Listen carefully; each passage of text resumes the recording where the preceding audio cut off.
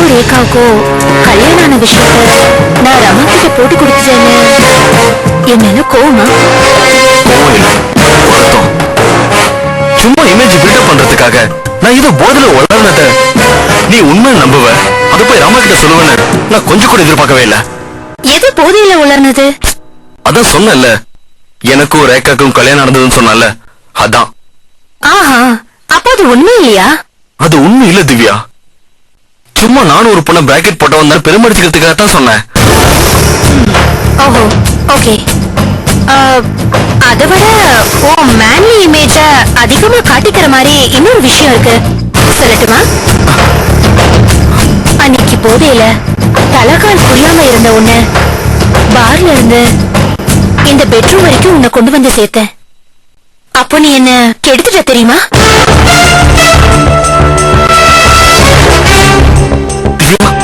என்ன சொல்ற? சான்ஸே இல்ல.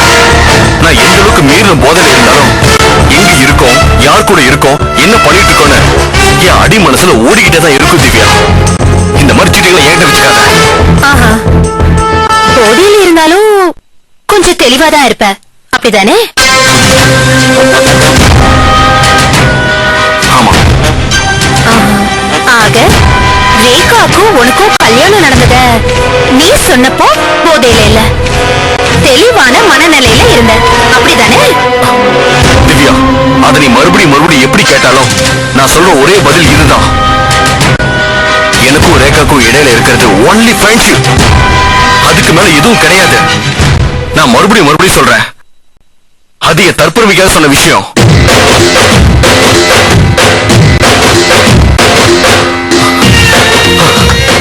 போதுண்டா சாமி, இப்படி நான் யாருக்கு ஹெல்ப் பண்ணாலும் ஏதாவது ஒரு பிரச்சனை தான் வந்து முடியுது. ராமாக்கு ஹெல்ப் பண்ணி இந்தியா வந்தேன், அந்த வேலையை முடிச்சிட்டேன். இனி நான் என் வேலையை பாத்துக்கிறேன். என்ன சொல்ற?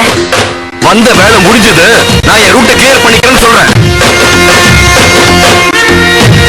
இதெல்லாம் நீ எப்படி முடிவு பண்ணிக்கலாம்? ரமாவும் நீயும் ஃப்ரெண்ட்ஸ், ரேகாவும் நீயும் ஃப்ரெண்ட்ஸோ கப்பலோ காட் நோஸ். உங்க 3 பேருக்கு நடுவுல ஒருத்தருக்கு ஒருத்தர் கிவ் அண்ட் டேக் பாலிசி, ஒருத்தருக்கு ஒருத்தர் ஹெல்ப் பண்ணிக்கிட்டீங்க. பட் இதுக்கெல்லாம் காரணமா நீ இங்க இந்தியாவுக்கு வந்தது, வந்து இங்க தங்கினதுக்கு எல்லாத்துக்கும் செலவு பண்ணது யாரு? நான் எப்படி பெனிஃபிட் இல்லாம நிப்பேன்? நானே லூசா? இப்ப நீ என்ன சொல்றன்னு எனக்கு புரியல திவ்யா. ரமாக்கு ரேகாவோட அண்ணாமலை பில்டர்ஸ்ல இருந்து மெட்டீரியல்ஸ் ஆர்டர் வாங்கறதுக்காக தானே என்ன கூப்பிட்டீங்க? என்னோட பெரிய பிசினஸ்ல இருக்கிற ஒரு சின்ன பாயிண்ட் தான் இது. என்னோட பிளான் சக்சஸ்ஃபுல்லா முடியறது இனிமேதான் நீ வேலை செய்யணும். பெரிய பிளானா? என்ன திவ்யா பேசுற? நீ பேசுற முறையே சரியில்லையே. பாரு திலீப், எனக்கு ஓ மூலமா அந்த ராதம்மா குடும்பத்துல, which means ரேகா குடும்பத்துல நிறைய வேலை இருக்கு. அது முடியற வரைக்கும் நீ இங்கதான் இருக்கணும். ப்ளீஸ் பா, புரிஞ்சுக்கோ. Cool down, okay? அதுக்கப்புறம் இந்த பாருக்கெல்லாம் லெட்ஸ் நாட் கோ. உனக்கு சிரமம் எதுக்குன்னு வீட்லயே மினி பார் ஒன்னு செட் பண்ணிருக்கேன். Take your drink for all your worries, okay? பாய்.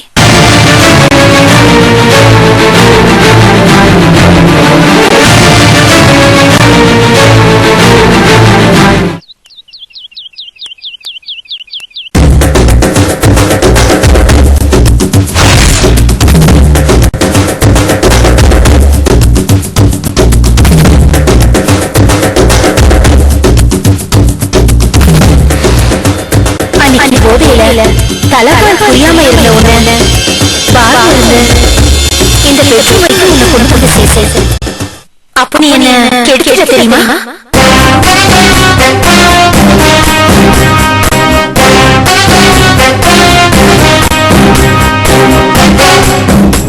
ரேகாவுக்கும் கல்யாணம் நடந்தத நீ சொன்னப்போ போதையில இல்ல, தெளிவான மனநிலையில இல்ல, அப்படிதானே?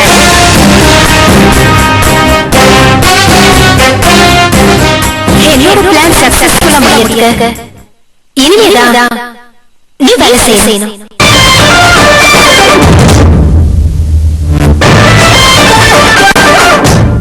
ரேகா குடும்பத்துல நிறைய வேலை இருக்கு. அது முடியிற வரைக்கும் நீங்க இருக்கணும். இனியும் இங்க இருக்கிறது பிரச்சனை தான். இன்னைக்கே சிங்கப்பூர் கிளம்பிட வேண்டியதுதான்.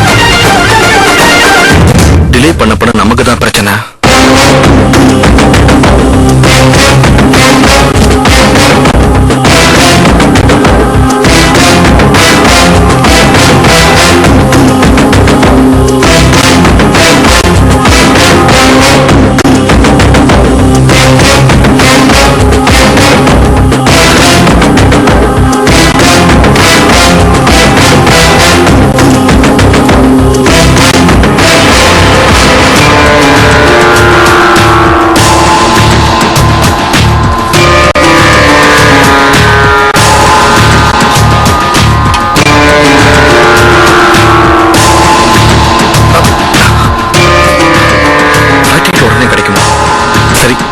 ஏஜென்சியை பாத்துக்கலாம்.